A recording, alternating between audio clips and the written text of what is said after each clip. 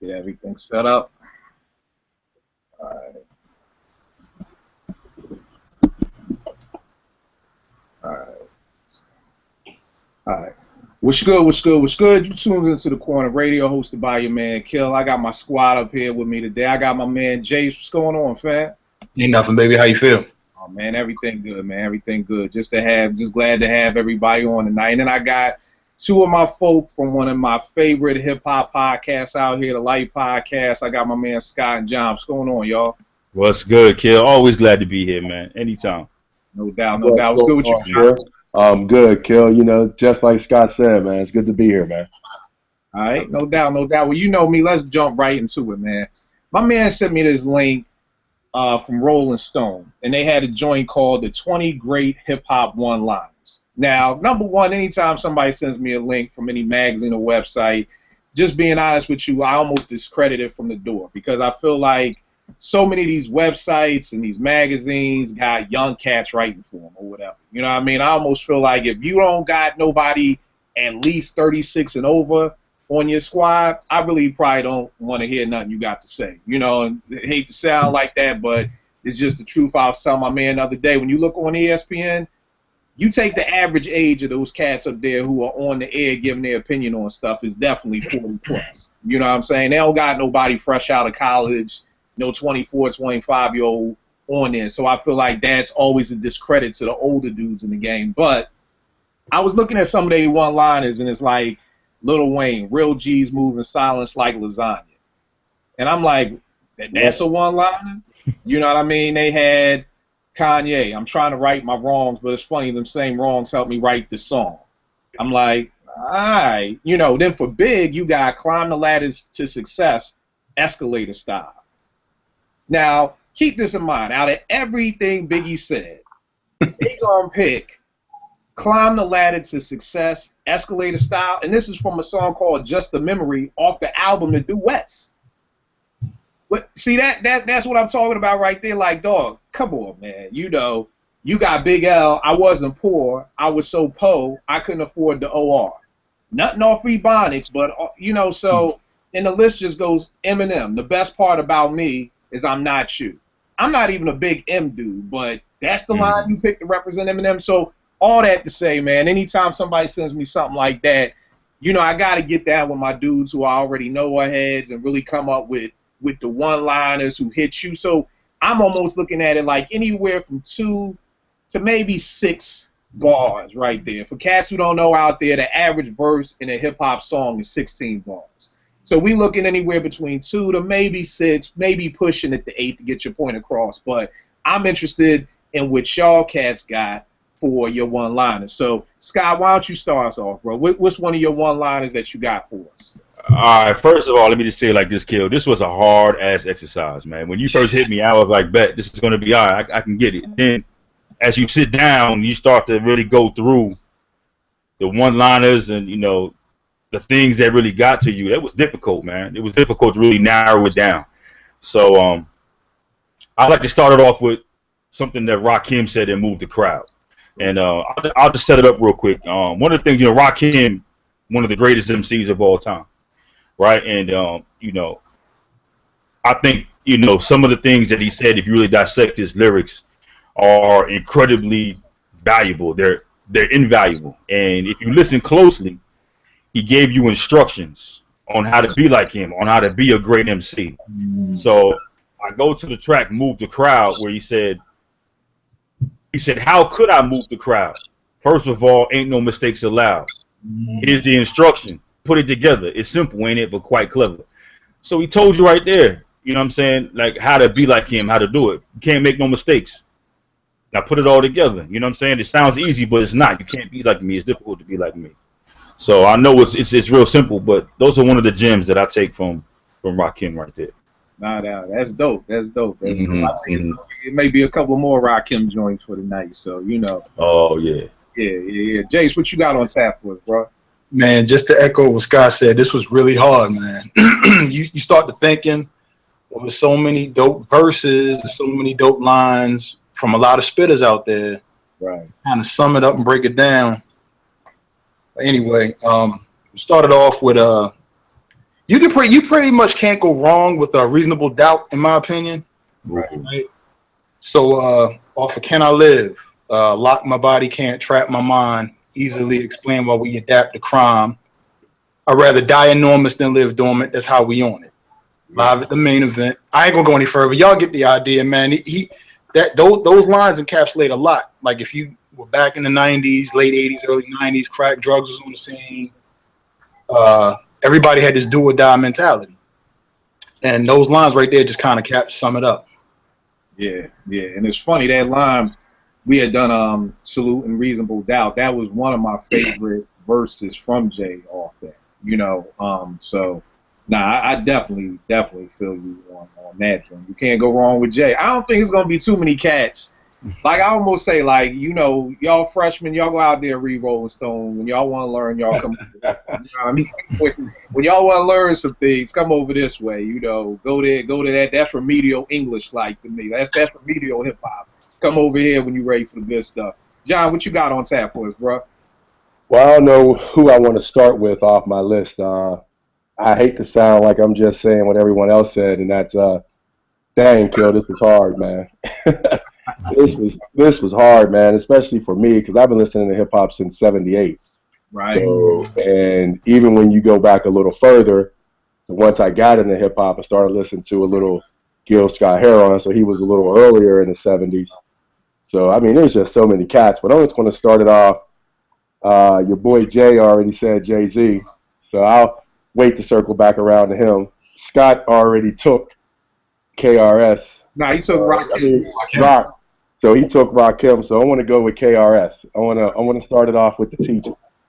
And for me, man, when I look at hip hop and I look over the landscape, it always starts with KRS. I understand, but when you look at KRS and you look at his body of work, so of course I got to go with Criminal Minded. Hold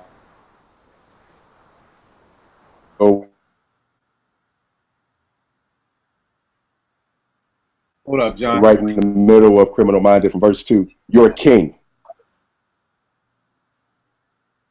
Did you say hold up for a second? Yeah, you were breaking up for a second. You back on. You can start again. Okay. All right. So for me, it's going to be KRS off of Criminal Minded.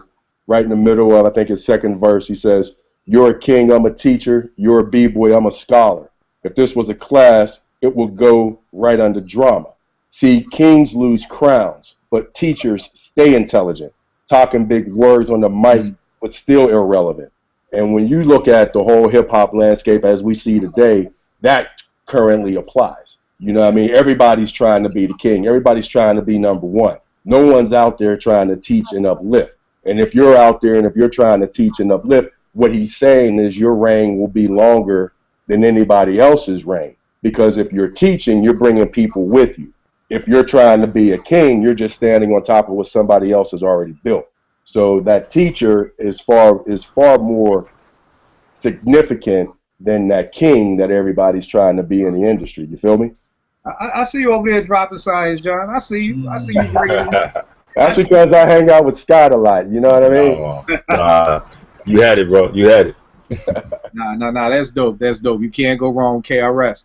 The funny thing is I was with y'all. I was like, yo, this is gonna be hard. But what I tried to start doing was there's certain like hip hop lines that I use, like not my everyday life, but just in basic conversation. So I kind of tried to start just clinging to those first, and doing that first. So the first thing I had was Common off the 6th Sense, where he says, if I don't like it, I don't like it. It don't mean that I'm hating. You know what I'm saying?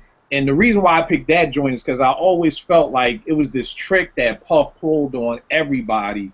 Because when he first dropped, it was like, that's whack, y'all just looping, whatever. And then came the Mad Rapper skit, and it was like, oh, if you don't like us, you broke, because we rich, and, nobody want to be perceived as broke. So then the word hater came up. Nobody wanted to be a hater. So then, we all these people just gravitated to liking Puff because nobody wanted to be called that hater. And, even to this day, if you don't say that you love something or like, it's the best thing since sliced bread, it's like, yo, why you hating? And I always just loved that calm line of, If I don't like it, I don't like it. Like, that's all it is. Like, it's nothing. It's just not my cup of tea. The most ironic thing about that line is back in like 2000, I was real big and real heavy on OK Player, and Khan was on there, and I guess it was a little bit later because it was Electric Circus had dropped. And, Cass was kind of talking about they didn't like it, and he came on and was like, yo, stop hating or something to that extent. And I'm like, bro, I'm going to use your own words against you. Like, if I don't like it, I don't like it. It don't mean that I'm hating. You know what I mean? So it was just so ironic that it kind of came full circle like that. But that line just always stood out to me because to me, it's it's okay not to like something. And nowadays everybody is so overly sensitive. And Kendrick said that in one of his rhymes, like, we got to stop being so sensitive. Like, I'm not a big Ninth Wonder dude. I didn't say dude was whack. I'm just not a fan of dudes like that. I think his beats are cool, but I just don't think he's as great as what everybody thinks. I'm sure if he heard that, it's like, oh, fuck, Kill. Dog, if y'all say, okay, I like your beats, but I don't think you better than Dilla, I'm going to agree with you. I ain't better than Dilla. You know what I mean? Like, so for me, it's just like, it's okay to not be in love with somebody, but it's like the second you be like, he all right, it's like, oh, you hating. So that's why that line always kind of stood out to me like that. So that was my first joint. Scott, what you got up next for your next joint? Okay, so I'm gonna try it like this. This is a new artist. It's a girl out of San Jose. It's actually an artist that John put me on a while back. Her name is Ruby Ibarra. She's out of San Jose, California. And the thing I like about her, man, is she's a new artist, but she reaches back out to the icons. She reaches back out and she pays homage to the icons in her lyrics and in her production. She produces her own music as well. So, one of the things about this exercise that I thought was hard was that it was very difficult to limit it to 8 to 16 because I had to kind of like set it up and really describe what she was talking about. So on this particular track, it's called Writer's Block. And what she said was, I'm a mad villain. I relapse and do miles. Y'all doom motherfuckers can't mask your use styles. These idioms, I'm sending them to idiots and simpletons. Don't pity them. I sentence them opinions depending when. And I love that, man, because if you listen and really dissect what she said in the beginning, I'm a mad villain. I relapse and do miles. She's paying homage to Doom, to MF Doom, Daniel Dumoulin. Y'all Doom motherfuckers can't mask your use styles. I mean, how she worked that into her rhyme is ridiculous, man. It's completely ridiculous. And this young girl out of San Jose, she's maybe 25 years old. You know what I mean? Spoken word artist out of Cali, but she's completely dope, man. And I love how she just paid homage to Doom like that. All right, and what's shorty name again? Ruby Ibarra. Okay. Ruby Ibarra. I'll send y'all links to her, man. She's really refreshing. She does her own beats. She writes her own rhymes, and she's a poet. She's a poet first. You know what I mean? It's dope, man. All right, that's what's up. Jace, what you got up next? This next one, kind of like you said, man, it resonates with me. It strikes a chord. It's probably not going to be everybody's favorite from this dude, but it sticks with me. Off of Nas's Life is Good album. So just backdrop for me, man. When the album came out, Leslie and I, our oldest, was about to turn 1. It's a girl. The song Daughters. At the end of the verse, he says, they say the coolest players and foulest heartbreakers in the world, God gets us back. He makes us have precious little girls. Yeah. I got 2 over here. And, man, if that don't sit with me to this day, man, every time it gives me chills when I hear those lines, man. And then, so even the backdrop even further, man. I remember watching Rap City when I believe it was either Prince DeJour, this is how far I'm going to take it back. It was either Prince DeJour or Joe Clair interviewing Nas at a table, and he had Destiny with him, and she was like a baby. She was like a real young toddler.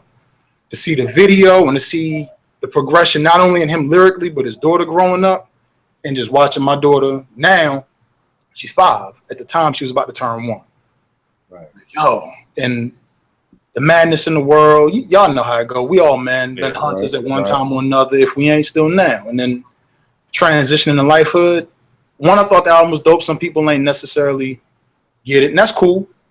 But it resonated with me. That line to this day, it hits me in the gut every time I hear it. I know somewhere along the line, I'm gonna have to not only mold and console, but teach. Yeah.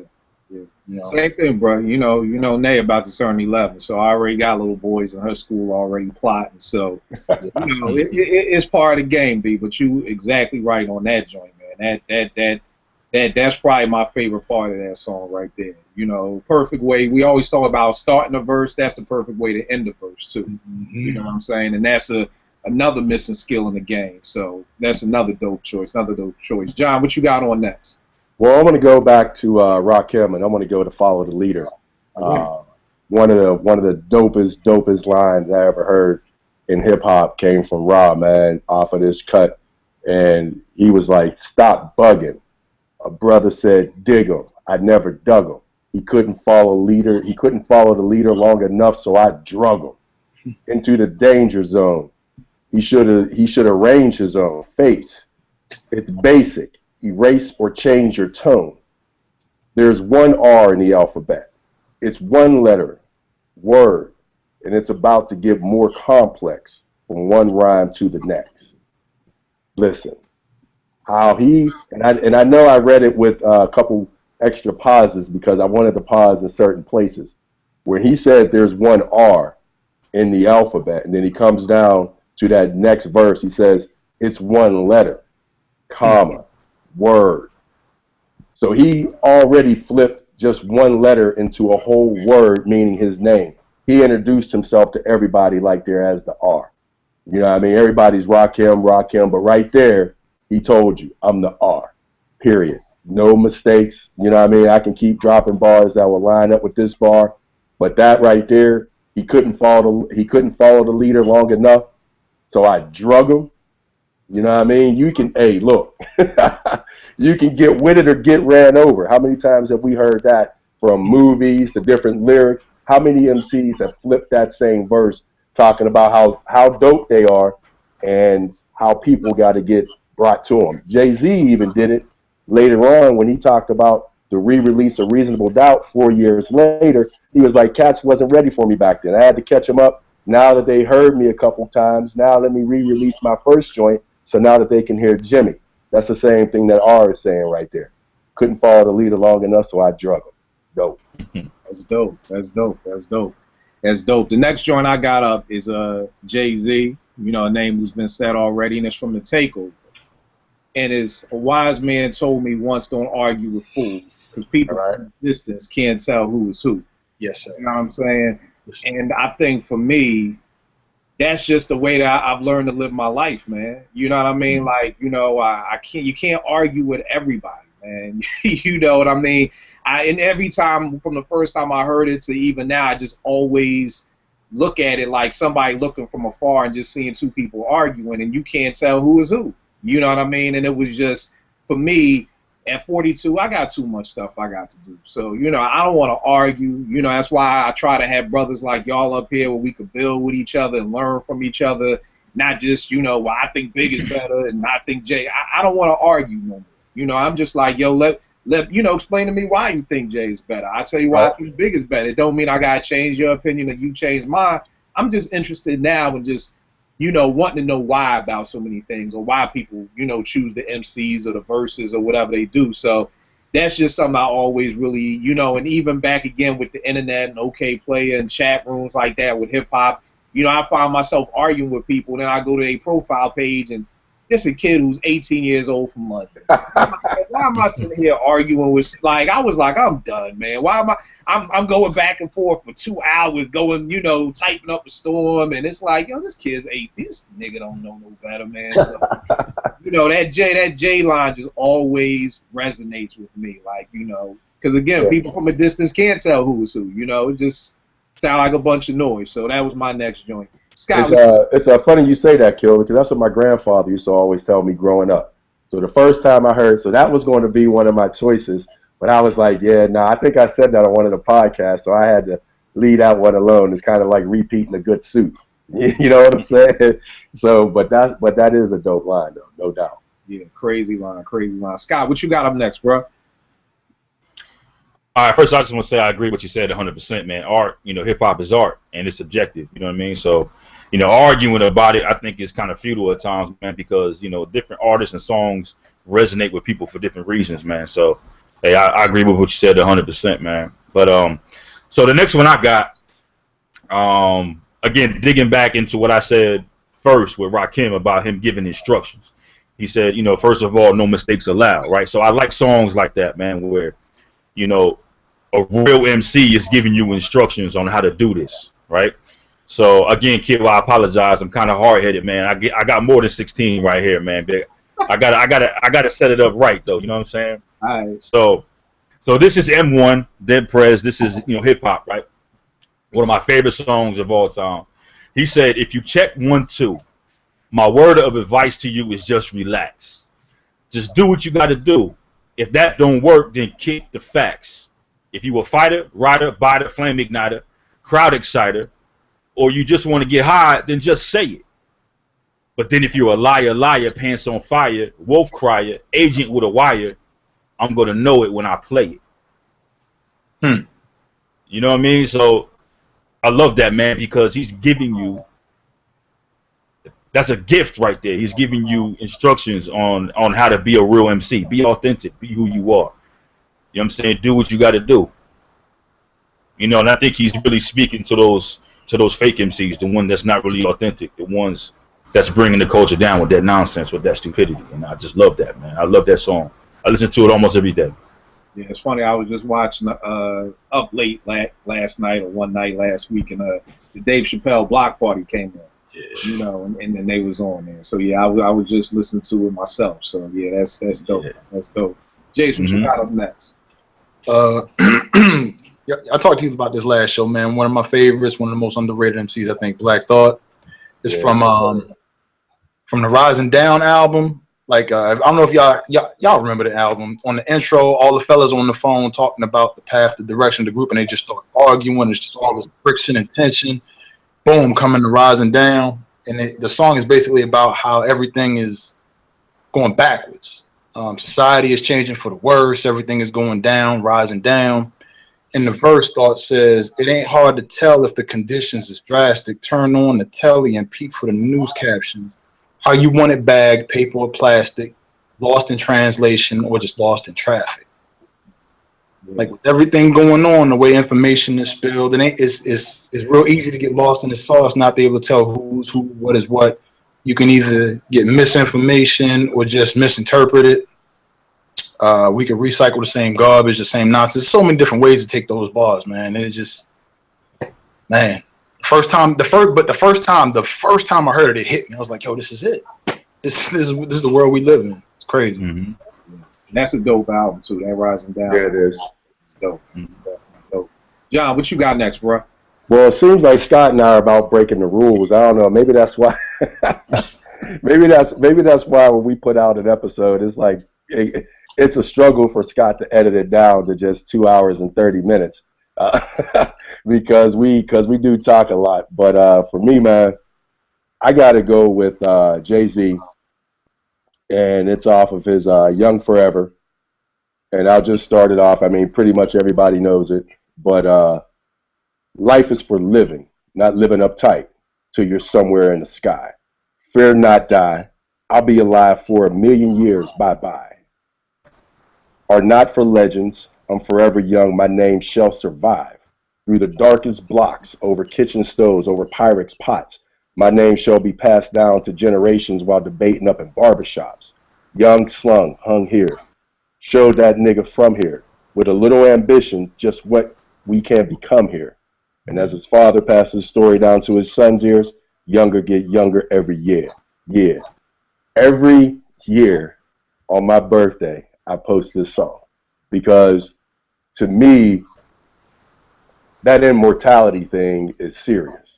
Because at the same time, my name is also my son's name, and my name was also my dad's name. It was also my grandfather's, and then the first, so we got 5 generations on the books of our name. So when I hear that verse and I hear that particular cut, man, that Forever Young, it resonates with me so deep just because of the legacies. And while I look at it from an introspective point of view, I also look at it through the hip-hop lens, and that's the way hip-hop should be. Hip-hop should be that art form that's passed down from generation to generation, and it just gets better and better and better. Not what we're seeing here today with some of these cats. Now, don't get me wrong. There are some cats in the game that are holding down the game. Locksmith, Chance the Rapper, Sky Zoo. I can keep going on and on. I mean, Kill, you and I have talked about it. Scott, you and I have talked about it. You know, Jay, I'm sure you and Kill have talked about it. I mean, there's a lot, like Scott mentioned, Ruby Abaria. You know, there's a lot of good artists. There are a lot of good artists that are coming out right now that exemplifies that verse, meaning that it's just going to keep getting better if we pass it down the right way. And I think that's the message there. You got to be a leader with it. You know what I mean? That's dope. That's dope. That's dope. My next joint is Kanye West off of Spaceship. And the quote is, dude, lock yourself in the room doing 5 beats a day for 3 summers. That's a different world like Cree Summers. I deserve to do these numbers. And the reason why that resonates with me is because, man, the summer of 98, man, I graduated Morgan in 97. I moved to Atlanta, tried to do music down there, didn't pan out. So I moved back to Philly. And I moved back, like, I guess in May. And my whole thing, my great-grandfather just died. He left me some money. So I was like, look, I ain't working this summer. I'm putting everything into these beats. That's all I did. I was in New York. I was doing everything. And I was like, look, if it don't pop this summer, then, you know, come September, I'm going to just, you know, be a teacher, do something like that. And, I mean, it didn't pop, but I mean, and right when September came, I got a call from WEAA, Morgan Stage radio station, my alma mater, and they brought me back and they hired me. But every time I hear that line, it just takes me back to that summer because that's all I did. I mean, you talk that that's all I did was make beats, have MCs come through. It would literally be, no exaggeration, anywhere between 10 to 20 niggas in my house on a daily, just coming like a revolving door, coming in, dropping vocals, making beats. So when Ye says that, and even I hear the passion in his voice in saying that, you know, that line just always stood out to me because that's, you know, you feel like, yo, I deserve this, man. All the time I put into this craft, and I deserve to do these numbers. So that was my next joint. Scott, what you got up next, man? All right, so I'm gonna keep on this track here of you know, MCs giving, you know, providing knowledge, providing instructions on how to do this. I go back to a track, I think it's 99, One Below from Binary Star. The track is called Reality Check. And right up there at the beginning, at the top of One Below's verse, he said, it ain't all about economy. So the fact that all these whack MCs is making G's don't bother me. Honestly, my #1 policy is quality. Never sell my soul is my philosophy. It's one of my favorite songs of all time, Reality Check, man. And, you know, if you really dig into what he's saying there, he's like, look, I'm not really concerned with what other people's doing, what kind of music is being released. I'm worried about my craft, with my art. You know what I mean? If I spend too much time concerned about other artists, you know, hating on kind of what they putting out, then it takes away from the energy that I need to put into my music. And I think if other artists kind of followed that, if they listened to that, then this whole issue about the quality of music would be less, you know, less important. You know what I mean? I think there are a lot of artists that's actually doing that, man. But I mean, I just gave you, you know, three verses from 3 MCs, you know, that, you know, if you listen closely, they're telling you how to do this, man. They're giving you instructions. You know, it's up to you. I mean, whether or not you listen to it. So I mean, that's one of my favorite verses right there. And then he ended it, which I thought was real clever, man. He said, you ain't never heard an MC speak like this. And Rodney King ain't never felt a beat like this. I thought that was funny as hell, man. But yeah, that's my kid. No doubt, no doubt. Jace, what you got up next? Man, I'm gonna break it up a little bit and go a little ignorant for y'all real quick, man. We gonna do honorable mentions afterwards? I just gotta ask. Yeah, we gotta cover. This has gotta be more than 5. We. All right. So Notorious B.I.G. Long Kiss Goodnight. Oh man. I make your mouthpiece obese like Della Reese. When I release, you lose teeth like little C's. Nigga, please, blood floods your dungarees, and that's just the half of my warpath. I'm gonna stop there. Oh, you know what? Keep going. Laugh now, cry later. Hater, spectator, by my seat twice. You see me in the streets, they be like, yo, he nice, but that's on the low though. That's with no dough. Trying to play me at the show. hoes and go up in their clothes, short change niggas. Oh, Come on, man. oh man. Yo, Oh man. it's just like a continuation of Warner. He's like, yo, I'm telling y'all what it is. Come on. And it goes back to that how you set songs off. I make your mouthpiece open like Della Reese. When I release, you lose teeth like little seeds. That's when him and C's got in a car accident when C's was driving. And that's why Big broke his leg. Like, yo, man, Big. Oh, God. I actually, before the show, like I was listening to it just to make sure I had the lyrics right. You don't want to misquote. And so Leslie's like, "Why you keep playing?" My wife was like, "Why you keep playing this?" I'm like, let me tell you each line what he's saying in this and why he is saying what he's saying." And she was like, "Oh, as many times my wife like many times I heard this, I never knew that." I was like, "Yeah." Till little C's cripple be. Now I play hard like my girl's nipples be. The game sounded like a pickle bee.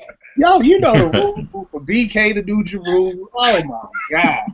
You, man, see, you done broke out one of my favorite lyrics. Yeah. God. That was one of my favorite verses. If we was doing whole verses, that would have made it. But it was like, yo, that joint right there. My God. That's why when cats be like, oh, life after that second disc ain't there. I'm like, yo, my downfall, this good night. Oh. Big Crack Commandment's better than most people whole albums. Them three songs right The there. Long Kiss Goodnight is ridiculous. The Long Kiss Goodnight, though, it doesn't get enough credit. The Long Kiss Goodnight is dangerous. It's like, come on, man. I'll talk to y'all. We honorable mentions, man. It's crazy. And if you really listen to his flow too, like he mastered ending the bar with one word and starting it on the next one. And Mm-hmm. Crazy. I feel you, bro. John, what you got up next, man? You know, it's kind of funny because I think we're all kind of vibing off one another, which is nice. Because I went with Ice-T, Rhyme Pays. Ooh. Verse 3, and you know, like I always say on our show, I slapped hip hop on the ass. You know what I mean? So I think I'm the most senior on the panel here. I mean, but when Ice-T says I'm notorious, I'm infamous, like a snake, I'm venomous. For those who make this, I think you should consider this. I can make a rhyme complicated as a puzzle, dangerous and violent as a pit bull in a muzzle. But man, I mean, when you think about when that came out off that Rhyme Page joint, that was late 80s. Nobody was rhyming like that. Nobody was kicking it like that. So Ice-T, he set that whole thing off, and he told you, I can make it, you know, I can make it cool or I can make it dangerous. But I'm going to get this money, and the fact that this is off that cut Rhyme Page, so this is when cats first started making money off of hip-hop. Before this, cats weren't really making money off hip-hop. Grandmaster Flash, none of those cats were making money. You know what I mean? They were making show dough, but they weren't making album sales. Yeah, and I think the sad part about Ice is that, you know, a lot of cats, even, you know, a little younger than me, may not know the knowledge on dude. But like Ice was like one of the original OGs in the game. It's almost like how my teens look at Ice Cube and they're always like, yo, Mr. Kill, Ice Cube was a gangster rapper? Like, are we there yet? Right. Yeah. And I think so many people see Ice-T on Law and Order and they're like, oh, that dude. But it's like, yo, Ice-T was like, if cats love Jay-Z, that was the original Ice-T was the original dude getting money. There you go. You know what I mean? It's that natural progression. Yeah, you know, he was the dude getting money, and I was trying to find his book on my iPad because his book, his autobiography, is actually a good read. Give me one sec. I'm trying to find this joint now. It's called Ice. Ice-T and Douglas Central. It's just called Ice. Memoir of a Gangster. It's actually a real good read, man. It's a real good read. And I know Ice-T kind of gets lost in the sauce of West Coast hip hop. I still remember first seeing Ice in '84 and Breaking. You know what I'm saying? And, right. You know what I mean? So, you know, that's a definite salute for that, man, because a lot of people don't give Ice, you know, his credit. You know what I'm saying? One of my favorite Ice joints, man, was off that New Jack City soundtrack, that New Jack Hustler. Like, that was That was just a track that a lot of people, again, forget all about. But, cats look at him, like I said, he just a long Lord nigga, or that's Coco, whatever. That's Coco. That's name the sample. Name the sample. What's that? From the New Jack Hustler. I know you know it because you know it's Bobby Humphrey. I don't know the name, man. Harlem River Drive. No, it wasn't Harlem River Drive. My bad. But it was on that album. I know it's Bobby Humphrey though, but my brain ain't working at 42 like it used to. The next joint I got up, man, is my man Andre 3000, man, from the Artist Storytelling Part 2. He says, we on our back looking at the stars above, talking about what we want to be when we grow up. I said, what you want to be? She said, alive. You know what I'm saying? And that right there just hit me, man. It's like I always say, like, Dre's mind goes to another plateau where regular folk just don't go because, and I think it's because I've worked with teens, in the worst neighborhoods in D.C. for the past 16 years, that's such a true statement on how kids feel nowadays. I always tell people my kids are making out bucket lists because they don't think they're going to live past 18. So they're looking at all the things. I always tell adults, it's almost like, God forbid somebody says, yo, you got a year to live. You're going to say, fuck the job and fuck that. You're just going to go out and just enjoy your life. And that's what so many of my kids and so many teens across the nation are doing, is because they see themselves having a bucket list. So it's like, I want to go out and do all this fun stuff. I want to steal cars and joyride. I want to have sex. I want to do this. I want to do that. Because, I don't think I'm going to live long, so I always have to pose that question back to them, what if you do live past 18?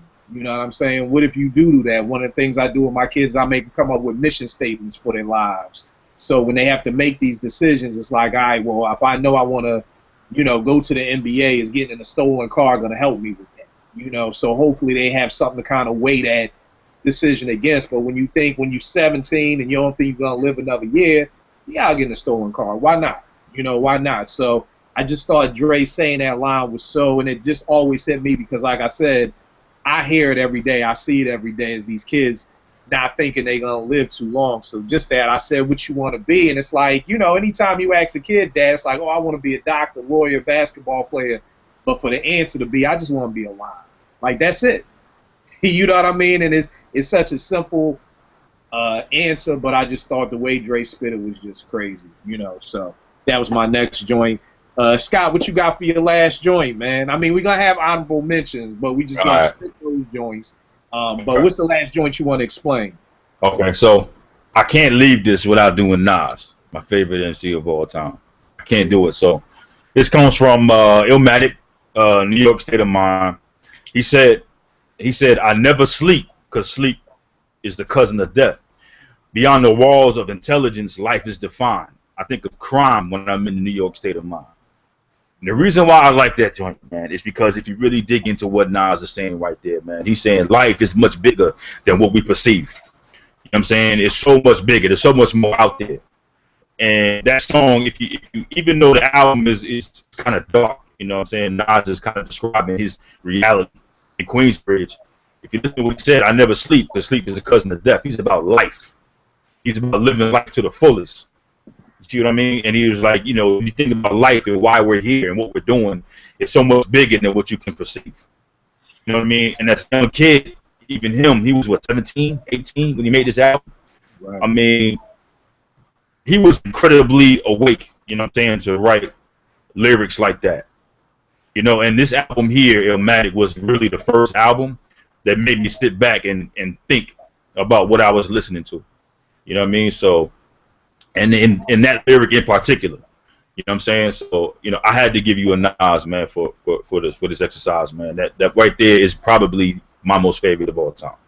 Yeah, it's funny you use that joint because when Naomi was young, I guess around 3 or 4, and we'd be walking through the mall together, and she'd be trying not to hold my hand. I'd be like, yo, don't never sleep. It's the cousin of death. Like, that's one of them. That's one of those things. And I think any hip hop head has taken that and used it on so many levels. Whether you're thinking about it, whether you're crafting something like that in your rhyme or just anything like that, because that's an ill analogy that sleep is the cousin of death. Yeah. Like, yeah. You know what I mean? Yeah. It's a simple line, but when you really think about it, it's like, damn, like you said, a little kid is saying this. You know, Right. he was 17. Right. That's a little kid to me. That's my Yeah. team that I work with. I'm like, y'all little kids, man. Y'all little kids. So I couldn't even imagine one of my teenagers having that mindset to be able to, you know, really say those things the way Nas was. So I Right. definitely feel you on that. Jace, what's your number 5 joint? Man, this is tough to cut, but we got honorable mentions. The most underrated rule number 7 of the 10 Crack Commandments: keep your family and business completely separated. Oh, do I really need to say anything else, y'all? Nah, you can talk about that whole song, but I don't want to because I'll go through all 10. The irony in that, man, just real quick, man, to surmise, it's funny, the people that are the closest to you will cut you the deepest. Yeah. They know those soft targets. They know those soft spots. You feel me? Man, it's crazy. Yeah. True. That's yeah. John, what's your number 5, bro? Jace just fucked me up with that. I gotta recap who I did to make sure I'm not double on. Did I do PE Fight the Power yet? Nah. Nah. Cool. So that's then I'm on point. But Jam, Jay, you got me thinking about that whole song. And yeah, don't get high on your own supply. That's Right. another underrated. That's anyway. PE Fight the Power, verse 3. Everybody knows where I was going. I mean, Kill already started nodding his head. Everybody knows. But just to relieve the mystery, Elvis was a hero the most, but he never meant shit to me. You see, straight up racist. The sucker was simple and plain. Motherfuck him and John Wayne. Cause I'm black and I'm proud. I'm righty. I'm hype. Plus I'm amp. Most of my heroes don't appear on those stamps. Sample and look back. Sample, look back. You'll find nothing but rednecks for 400 years if you check. Don't worry, be happy was #1 jam. Damn, if I say it, you can slap me right here. When that came out right there, that was like, how they say it, roof gone. I mean, I was in the military when it came out, so there was a lot of nonsense going on with that whole situation. Love my Marine Corps, but just at the same time maturing and understanding what our country was about and being away from home. So those parental influences, their voices start replaying in your head for certain situations. You feel me? Because you're not around them, and just everything that was going on at that time, man. How crack was rolling in throughout the country. How mass incarceration. I got family that got swept up in that nonsense. You know what I'm saying? So, Fight the Power was like, it was that anthem for a very long time. You know what I mean? It was that anthem for a very long time. You had that as an anthem. You had KRS, you know what I mean? Sound of the Police. You know what I'm saying? I mean, you had so many cuts that was coming out at that time, man. That was just, and this one right here, man, I think that's probably one of the most quoted hip-hop lines of all time. I definitely think that is on the list. Yeah. I mean, Fight the Power was just crazy. That summer was just... Oh, man, it was bananas. During that time, you had the Yusef Hawkins killings. Right.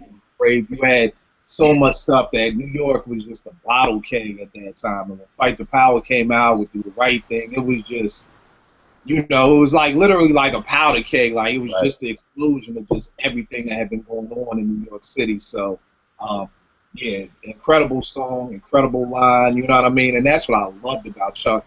I'm gonna hold y'all, man, when what was it? By the time I get the Arizona video came out, Arizona not doing the King thing, yo, I was scared for Chuck. I was like, yo, these white folk out here may try to assassinate this dude. Like, I'm real talking. Like, I was like, yo, Chuck better, like, yo, Chuck, you better, keep low and keep firing, stay low and keep firing, because, bruh, they may be gunning for you, like, for real, because Chuck was that mouthpiece that, I wish, MCs, and we do, again, just to echo what everybody else is saying, we still have them, but, Chuck was in your face. Chuck and Pac was in your face, so I definitely feel you on the Fight the Power joint.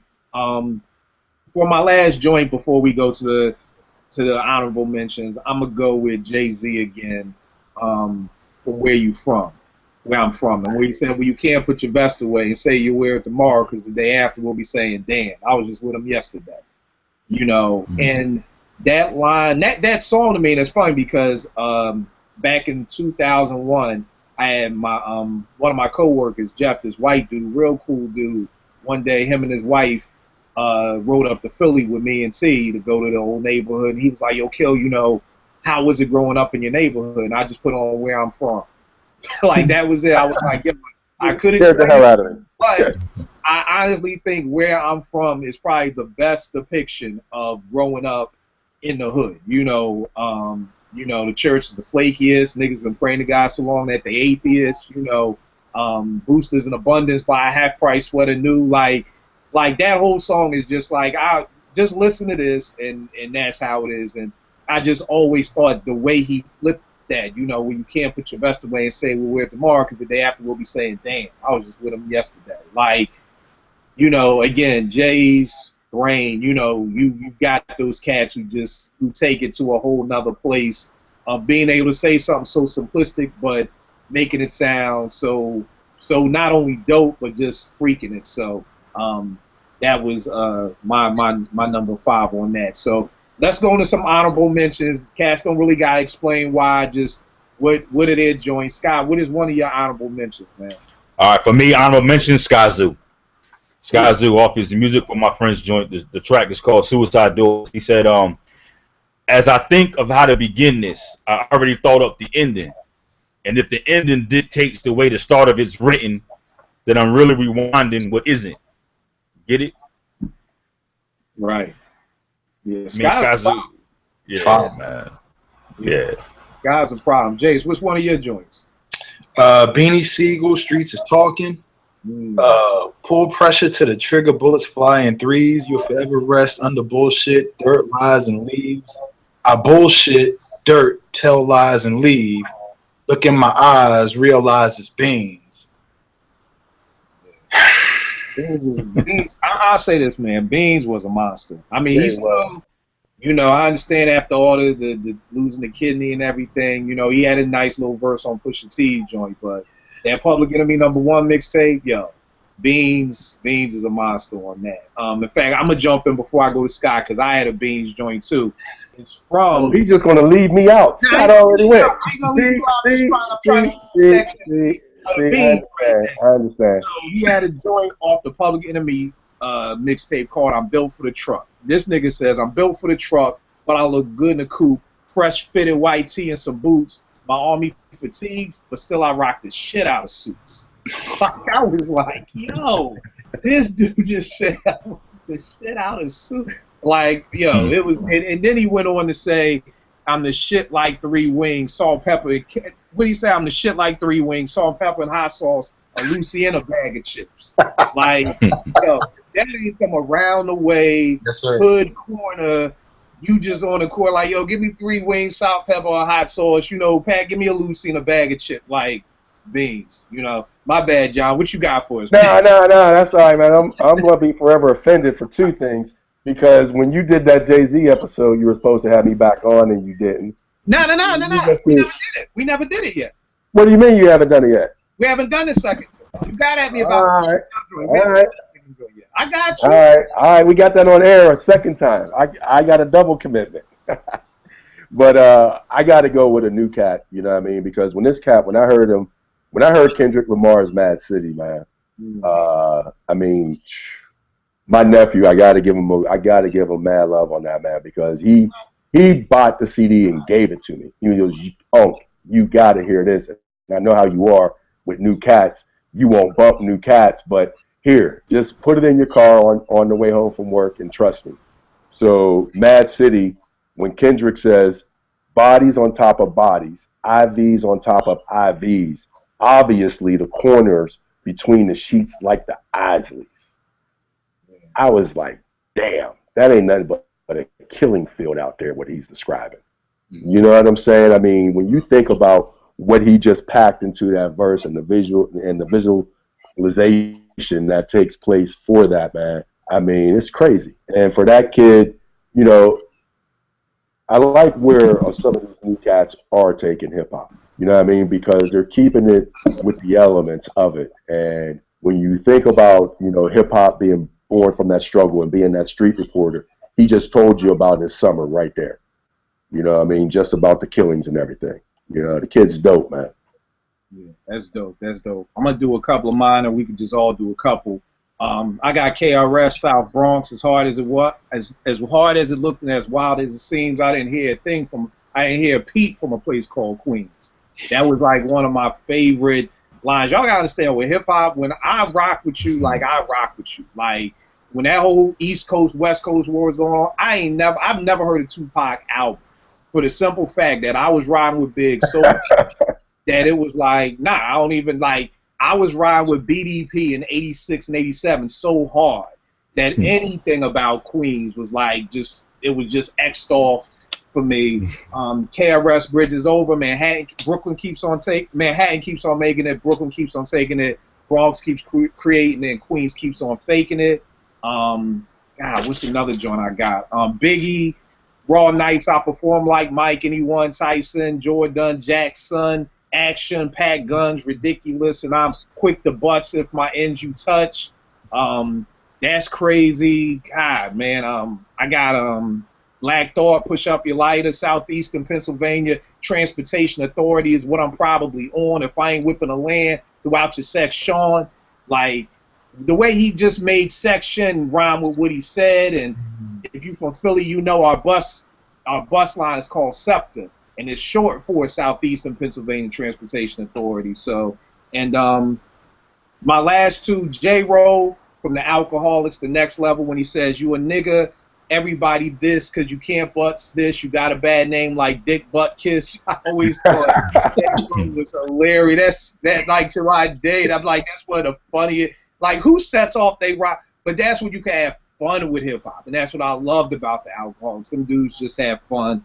And my last joint is crazy because I'm not a big fan of dude, but 50 Cent, one of my favorite joints from him, from Many Men.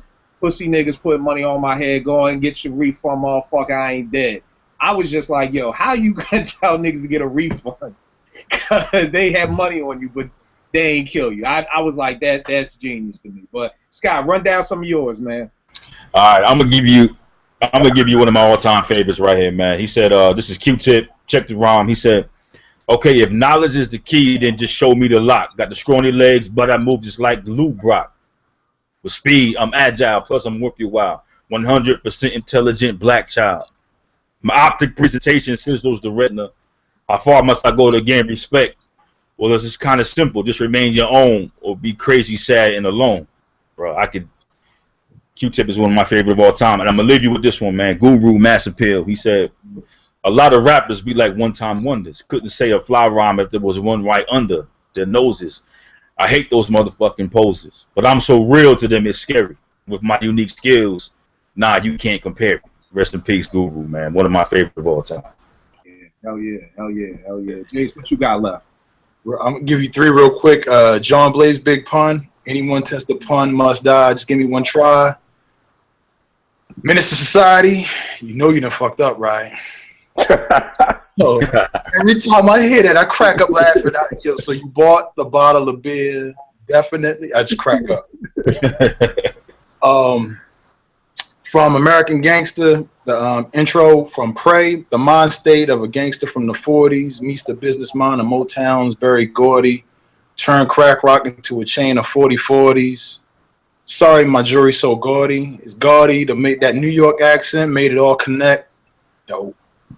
And then last one, I think it almost goes without saying, Live at the Barbecue, Nas, Verbal Assassin, My Architect Pleases. When I was 12, I went to hell for snuffing Jesus. Classic Thomas. Yo, the funniest thing about that line is I would never repeat that line. And keep in mind, growing up, I ain't go to church. I ain't know nothing about church. But I just know you can't say you snuffed Jesus. I knew enough about God to just know you can't say you punched his son. Like, so I mean, I would be saying that, and I'd be like, when I was 12, yeah, and then I jump back, and it's like I refuse to even mutter those words for years. So it's crazy. Still one of the craziest lines ever. Still one of the craziest ever. John, what you got left, man? I got two, man, and the first one is going to be LL, man.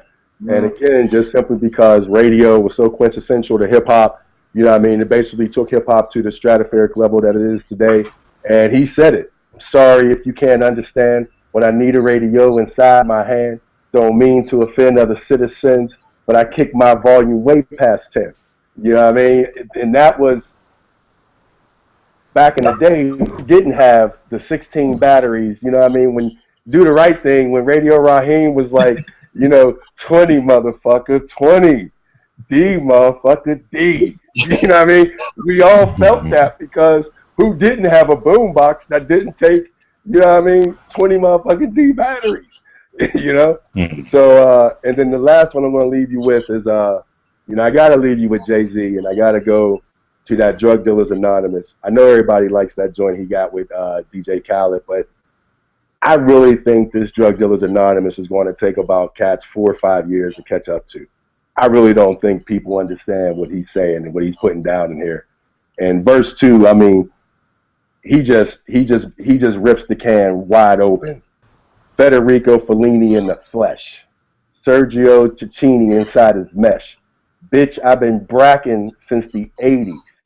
Google me, baby, you crazy. 89 in London, pull the Benz up. Type it in. Google's your friend, bruh. 14-year drug dealer and still counting. Who deserves the medal of freedom is my accountant. He's been hula hooping through loopholes working round shit. IRS should have had the townhouses surrounded. Thanks to the lawyers. I marbled the foyer. I tore the floor up. Yeah, that's for the koi fish.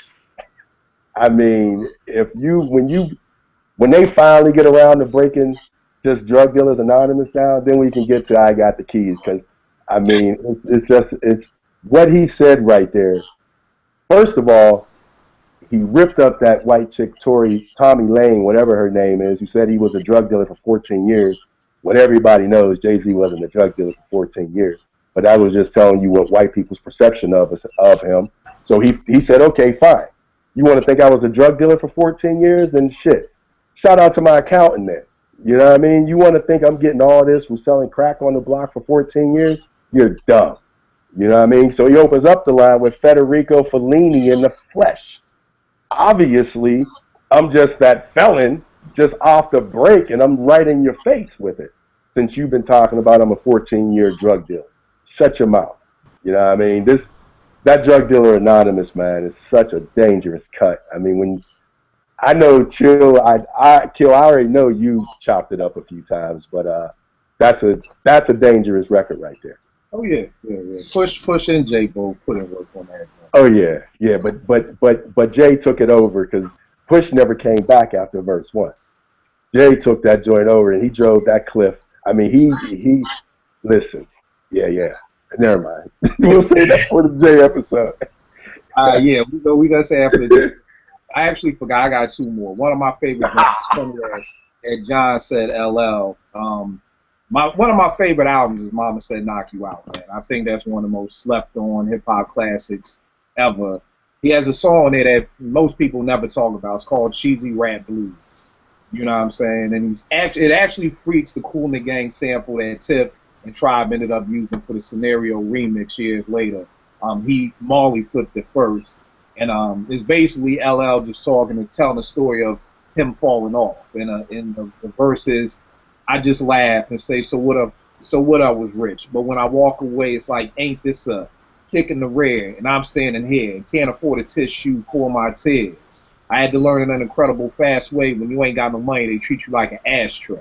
You know what I'm saying? And I just thought that was such a dope song just because, like I said, he's talking about just falling off and how everybody rocks with you when you're on top, but when you ain't got nothing no more, you can't, you just nobody James.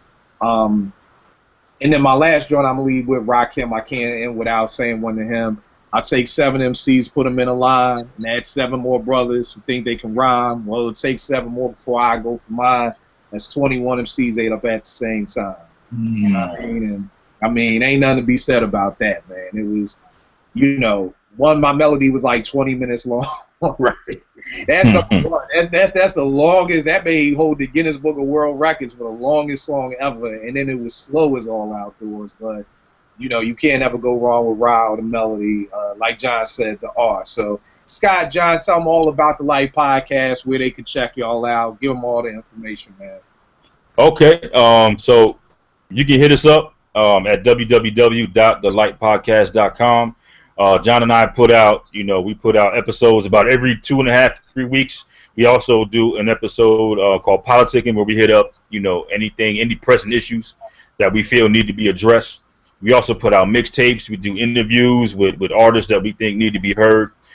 We just came out with a new episode 2 days ago about Cypress Hill, where John and I went in, and it was a great episode. We broke a new artist called Emoji Leak on that episode. They're dope as hell. Check them out when you get the chance. You can hit us up on Twitter at The Light Podcast, Instagram at The Light Podcast, and on Facebook. Just search for The Light Podcast. We're there, man. We're there. We're very active, interactive. So hit us up. Hit us up.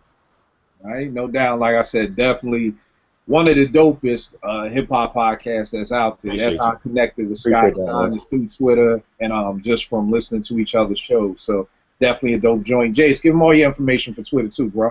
All right, Twitter, it's at Jerick Tyler. That's at JERIKTYLER. Instagram, JTyler0801. All right. And you already know it is with me, Kill889 on Twitter. We'll make beats for food. As always, y'all, man, we out here trying to have dope conversations about music.